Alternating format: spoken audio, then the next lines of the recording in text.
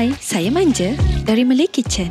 Kali ni kita nak buat satu dessert yang sangat menarik, iaitu popia pisang dengan nama yang lebih glamour, Poppies. Mudah, cepat dan sangat sedap. Jom masuk dapur. Mula-mula kita kena ada pisang. Pisang yang masak ya. Kalau sebaiknya jangan yang terlalu ranum sebab nanti lembik dan macam berair. Ini pun dah ranum juga tapi tak apa, masih okey. Kemudian kita tengok jenis pisang yang kita gunakan. Kalau saiz yang macam Manja ada ni, Manja potong bahagi lagi 2. Kalau kita gunakan pisang emas kan saiz dia lebih kecil, jadi kita boleh gunakan 1 biji terus. Dah siap pisang, kita letak tepi dulu. Untuk balutan pisang ni kita gunakan kulit popia. Ambil 1 keping. Kemudian letakkan, ambil pisang yang kita dah potong tadi, letak di sudut perpenjuru kulit popia ni. Lepas tu kita boleh lipat, kemas kiri dan kanan. Sebelum habis kita balut ni, kita kena letak gam di hujung-hujung baki kulit popia. Alright, sekarang boleh lipat dan kemaskan sampai siap.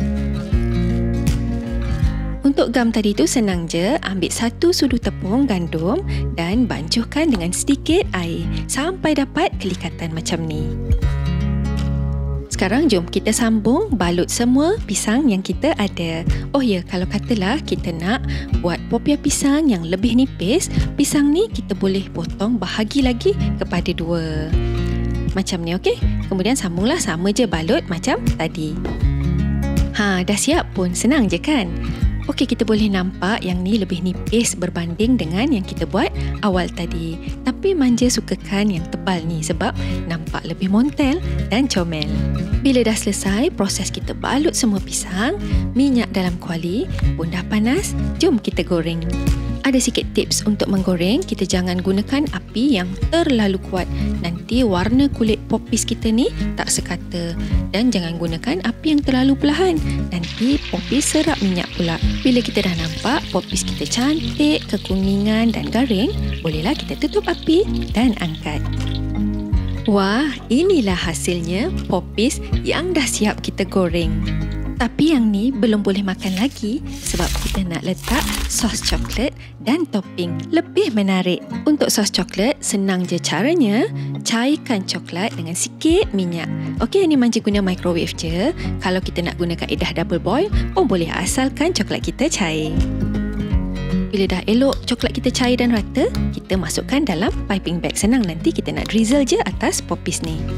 Okey, pisang tadi Manja nak letak dan susun dalam box macam ni. Konon-konon ada tempahan lah ni. Dah siap susun, sekarang kita bolehlah drizzlekan coklat yang kita dah cairkan tadi. Yang ni Manja gunakan dark chocolate. Kalau ada coklat putih pun boleh, sama juga cairkan dan kita drizzlekan sekali mix dengan sos coklat ni.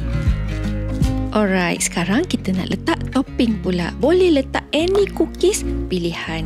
Coklat cookies ke, Biscoff dan lain-lain. Ataupun kita nak letak ke kacang pun menarik. Yang ni Manja ada chocolate rice. Okey, boleh letak juga sikit. Nampak cantik sangat kan, sampai sayang nak makan. Jemput makan. Bismillah. Memang enjoy sangat makan ni sebab pelbagai tekstur rangup kulit popia, lepas tu lembut isi pisang dengan gabungan sos coklat yang cair. Poppies ni sebab dia cantik sangat kan, memang boleh menarik perhatian kanak-kanak lah. Kita yang dewasa ni pun suka, tapi tak boleh makan banyak sangat lah sebab awak kan dah cukup manis. Okeylah, sekian dulu untuk kali ni. Like, komen dan share Malay Kitchen. Jumpa lagi. Bye.